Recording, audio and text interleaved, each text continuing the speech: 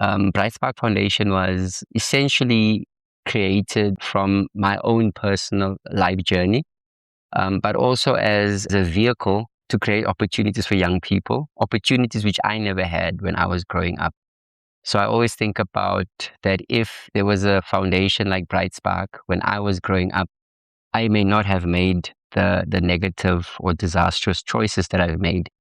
And I kind of like thought to myself that if I could bring an organization like this to being, it will then be able to save many other young lives. Growing up in a place like Valhalla Park, it was infested with gangs, drugs. So really trying to get a role model in an area like that was difficult. So the gangs became the men that we looked up to, that would be the ones that would provide for the community. And many of the gangs would buy groceries, they would help the community. And I was a straight A student, doing well at school, constantly pushing myself because a part of me wanted to get out of this community, but I realized that it was still a long way to go. So I got sucked into the gangs. So I was 17 years old when I was arrested, had my entire life ahead of me. I even felt at that moment when I was arrested, I was just going to be told that you are a first offender. They'll just give you 6 months and you'll be okay. And he gave me 23 years in prison. I mean, imagine being locked up for 23 hours, 1 hour exercise. There was no green grass. There was no trees. It's just concrete. That's all you look at. So now being told that in order to be respected, you need to stab a correctional officer. And when you stab a correctional officer, you get 1 star tattooed on your shoulder. I was 21 when I did my first stabbing. I was 25 years old when I had 4 stars on both my shoulders. By this time, I now became the general of the 28s. I was sitting at the courtyard, and men were sitting in front of me, and they were having a conversation about what they had done outside before they came to prison, and they were laughing about it. The one was talking about raping and killing, and they were talking as if it was nothing. And at that moment, I realized that if I were to be a father, how would I be able to protect my daughter against men like this and against a man like myself? Because these men that were sitting there were me. I was them.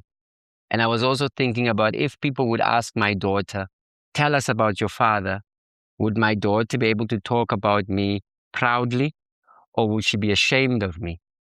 And it was at that moment that I realized that I didn't want this life for me. So I then said to them, guys, I'm out. And they asked me what my reasons were. And I said to them that I want to be a father. I literally want to see my children grow. I don't see a life in what we are doing. I remember being told to step out of the circle so that they can decide. And as I was asked that, one of these men said to me, welcome, before you go, do you remember 6 years ago, we were at Drakensberg prison and you taught me to read and write? And he said, I received a letter from my family. You saw that I was struggling to read it. You took that letter, you read it to me, and you even asked me whether I wanted to learn to read and write. He said, you spent close to 4 months teaching me to read and write. So the reason why I'm sitting and able to tell you my story is not how brutal I was, how dangerous I was. It was that one act of kindness that saved my life. So we work in very vulnerable communities, especially communities infested by gangs. So we have this push and pull where we have to work in both these communities so that we can bring them into this position of saying, what's your purpose? Get them off the drugs, get them out of the gangs, put them into a place of safety where we start working with them, go on camps with them, like really work through the process of who am I? Where do I see myself in the greater scheme of things? We teach them that crime does not pay.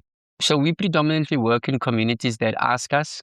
When communities are in need, they would communicate, they will contact us and say, welcome, we have a problem at our school. We believe in a holistic approach. The school might identify the child as the problem, but we kind of like think that the problem might be much more than just the child. The problem might be at home.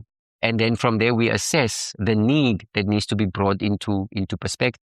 And then once we've assessed and we see that we want to help this child or these children, so we take them out of the community and we put them into a program called School for Life, where we then house them for a year, we feed them, and we place them in a safe environment where learning can take place. If the world is dark and we choose to become susceptible to the fear and we become despondent and we draw back and we go into our corners and say, I don't want to participate, what we do is that we're helping wickedness grow, we're helping darkness grow.